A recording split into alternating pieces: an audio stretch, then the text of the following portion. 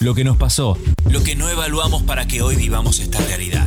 Las luchas, los triunfos, las conquistas para las mayorías, los héroes, las indispensables, pero también aquellos nefastos y vendepatria. La historia nuestra. En Atardeceres. Un momento más para que sepamos más, entendamos mejor un poco de nuestra historia en la República Argentina, en América del Sur, en toda América por lo menos, y lo tenemos a nuestro profesor, uno de nuestros profesores de cabecera, el otro es Pancho Punzi, y él es Guillermo Magnelli. Buenas tardes, Guille, estamos con Andrea, estamos con Agustín, con Leandro, un gustazo. ¿Cómo andan, chicos? ¿Qué cuentan de bueno? Y bien, esperando el domingo, con ganas de participar y emitir el voto. Guille, ¿usted cómo está para el domingo? Igual, con un cierto, como estamos en veda, vamos a respetarla, Sí. Con un cierto eje de preocupación, pero bueno, vamos a ver qué ocurre. Exacto. Guille, hoy nos junta, después ya hace una semana que se cumplió el 12 de octubre, dicen que descubrieron América, ¿no? Que llegaron por suerte los españoles a descubrirnos. Y la verdad es que comenzó un genocidio en América muy, muy importante y eso charlamos hoy, ¿no? Exactamente, probablemente uno de los genocidios más grandes de la historia de la humanidad, de la cual se tenga memoria, ¿no? Sí. Y evidentemente hay una deconstrucción histórica, porque el relato que hoy tenemos de estas realidades no tiene nada que ver, por suerte, con esa historia edulcorada que me contaban a mí en la primaria. A mí también, claro. Sobre el bueno de Colón. Sí. Claro, es como esa tira de Mafalda que ella dice, y eso que me enseñaron en la escuela, ¿no? Y se queda como pensando si era cierto lo que le enseñaron en la escuela. Como decía aquella canción, de nuestra juventud nos han contado todo mal. Claro. Yo me acuerdo en el quinto centenario del descubrimiento de América, Sí. que el eslogan era encuentro de dos culturas. Y yo ya en esa época reflexionaba ácidamente pensando que era un encuentro entre una cucaracha y un tren, más o menos.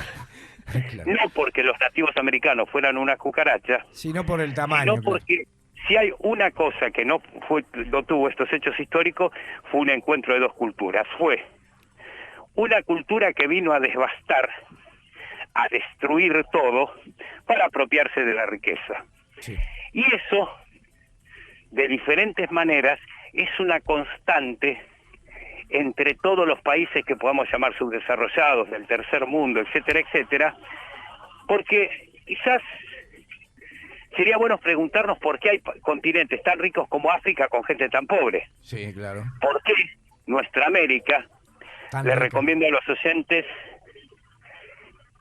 nadie debería morirse en este país o en este continente sin leer Las venas abiertas de América Latina, porque realmente ese libro de Galeano es una maravilla, donde nos habla de la apropiación, pero terrible. Sí, claro. Pero si ustedes me permiten, me gustaría empezar con un pequeño hecho histórico no tan conocido, que es cómo empezó todo. A ver, dale.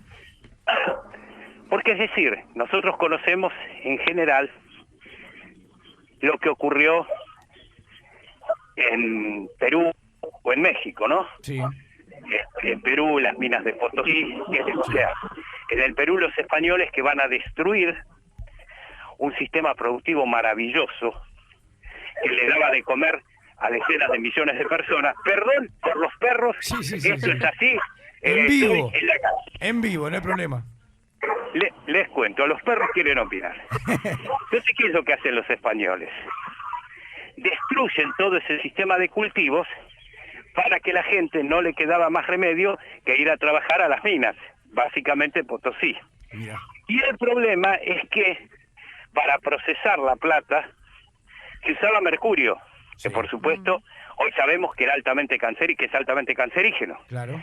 Esa es una de las explicaciones por la cual pobre gente morían como moscas y millones de personas resultaron muertas. Ahora, Nada de esto, nada de esto es nuevo respecto a lo que hizo Colón cuando llegó a América. Cuando llega Colón, en Guaní, va a descubrir unos nativos, una gente pacífica, acogedora, que los reciben muy bien. Sí. Esta gente, con el poder de las armas,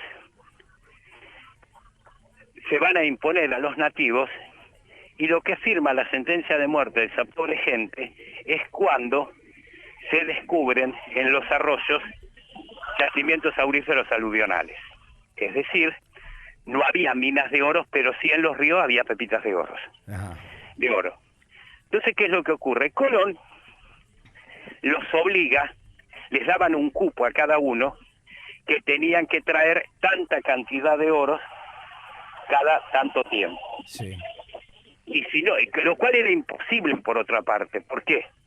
La tremenda codicia de los españoles no tenía en cuenta que realmente en ese lugar no había la cantidad de oro que ellos esperaban recoger.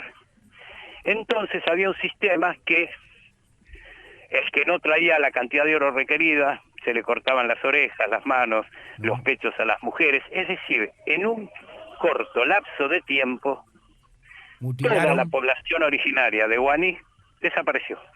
Qué impresionante. Y eso fue como el comienzo de lo que fue la tendencia de toda la presencia en América. Y les aclaro una cosa.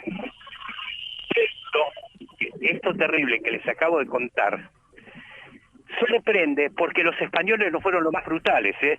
Así que, como diría el negro Dolina, váyanle tomando color al guiso, ¿no? Tremendo. Era toda la colonización europea se caracterizó por una brutalidad, por una criminalidad absolutamente espantosa, Tal cual.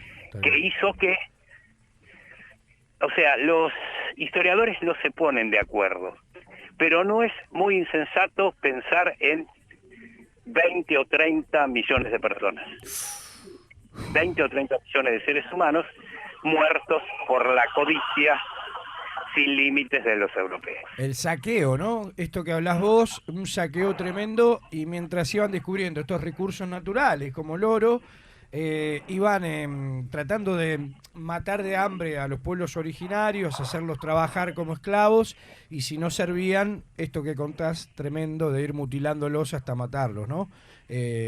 Tremendo, es un genocidio sin lugar a dudas como el de la dictadura acá 76-83, ¿no? Mirá, esto que yo te digo, por ejemplo, ¿qué es lo que ocurre en Brasil? Cuando Álvarez de Cabral llega a Brasil en 1500, porque la premisa de todas estas campañas era obtener recursos económicos. Tal cual. No existía el Estado-Nación, entonces eran acuerdos que en general hacían los monarcas a título particular o por medios de casa de contratación, Sí. que la premisa no era esa historia edulcorada que traían el Evangelio. Claro. Alguien que piense esto, que lea el diario de viaje de Colón y se va a dar cuenta de lo que estoy hablando. Por ejemplo, los portugueses en Brasil, en la zona donde se producía el pino Brasil, Sí. directamente también en 20 años terminan a toda esa gente, y es por eso que ahí empiezan a traer esclavos de África. Mira. Porque literalmente se No, quedaron no sin mano de No obra. quedaron, claro. Impresionante. Impresionante. Y después toda la esclavitud de la raza negra en América también, ¿no?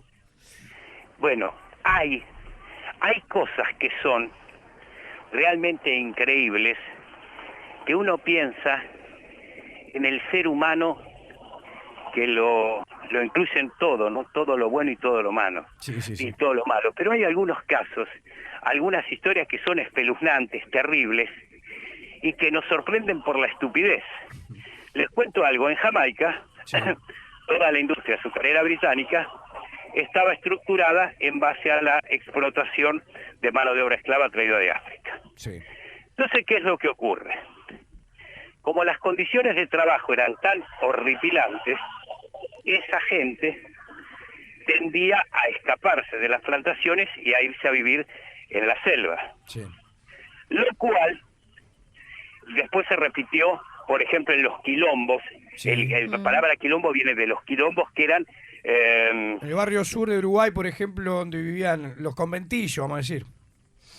Pero los quilombos, en realidad, el origen de la palabra quilombo viene de los esclavos que se iban de las facendas brasileñas y se iban a vivir en la selva y creaban sociedades, comunidades, sí, sumamente democráticas, igualitarias, etcétera, etcétera. Un ejemplo de democracia a van la letra. Sí. Pero lo que le comentaba de Jamaica, para evitar que los negros, esclavos, pobre gente, huyeran de las plantaciones, a un gobernador británico se le ocurrió la genial idea de traer mambas. ¿Qué es? Claro. Soltaron las mambas y, por supuesto, semejante bicho no tenía enemigos naturales y al cabo de poco tiempo se reprodujeron y se convirtieron en endémicas. Oh. Claro. Ustedes vieron que la mamba es un bicho democrático, es lo que tiene. Y a la hora de morrer, en esa época no se conocían los antídotos ni nada, no hacían distinción de color de piel. Claro. Entonces, cuando una mamba, en un acto de justicia, mordió y dejó seca a la hija de uno de los gobernadores, ahí se dieron cuenta del mocazo que se habían mandado y estuvieron como 50 años tratando hasta que lograron exterminar a las mambas que se habían convertido en un verdadero flagelo. O sea, este tipo de burradas que se ha hecho en nombre de la civilización, el progreso, pero que no tenía otro sentido que el de apropiarse de recursos, era realmente moneda corriente. Guillermo, ¿a partir de qué año se empezó a enseñar esta parte de la historia, más o menos? Perdón, ¿en qué año? Sí, ¿en qué año se empezó a desarchivar, a empezar a contar todos estos hechos? Porque la mayoría de las veces te contaban el lado bueno, digamos, que habían descubierto América, ponele. Mira, yo te diría en los años, tenés que ver el lugar. Por ejemplo, en los 70, un par de historiadores búlgaros, ¿por qué los búlgaros se interesaron en América? No lo sé, pero se interesaron. Hay uno en particular que me permito recomendarle a la audiencia, vale, que, porque hoy por hoy el señor Google, que googleen Istvan Todorov. ¿Cómo es? Istvan Todorov. Todorov. Que vale la pena realmente leerlo ese tipo, porque ha avanzado bastante. ¿Qué es lo que ocurre? Hay un hecho que tiene mucho peso acá en la Argentina, que es cuando en 1985 Víctor Heredia saca esa monumental obra que se llama Taquiongoi. El Taquiongoi es una obra poética maravillosa. Perdón, soy fana del Negro Heredia. Víctor Heredia ha sido el autor de una parte importante de la banda de sonido de mi vida. Pero el Taquiongoi habla, tomando justamente la revuelta de los incas, de todo el proceso de obliteración cultural, de exterminio, de todas las maldades que llevó a cabo el hombre blanco en América.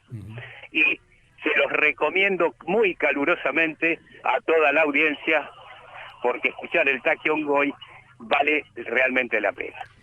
Guille, querido, como siempre, miles de preguntas que empiezan a surgir, pero lo importante es dejar planteado un poco lo que ha pasado en ese comienzo del genocidio en América. Me parece muy importante en este octubre, así que lo mejor para el domingo, para este día de votación que se viene, eligiendo modelo de país, que surja lo mejor para todos.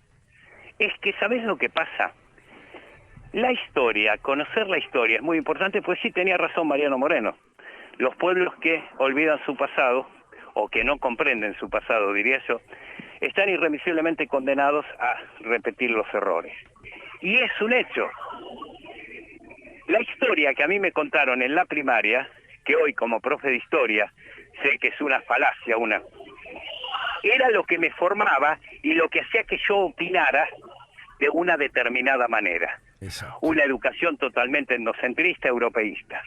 Obviamente, cuando uno va conociendo otras cosas, se va deconstruyendo su pensamiento, va aprendiendo y va entendiendo muchas cosas. Tal cual, está clarísimo. Así tiene que ser. Le mandamos un abrazo grande. Muchos cariños para ustedes y que el domingo votemos bien por el amor de Dios. Abrazo, abrazo. El profesor... gustazo, chicos. Chau, chau. El profesor Guillermo Magnelli aquí en Atardeceres 2023. En tránsito, en tránsito.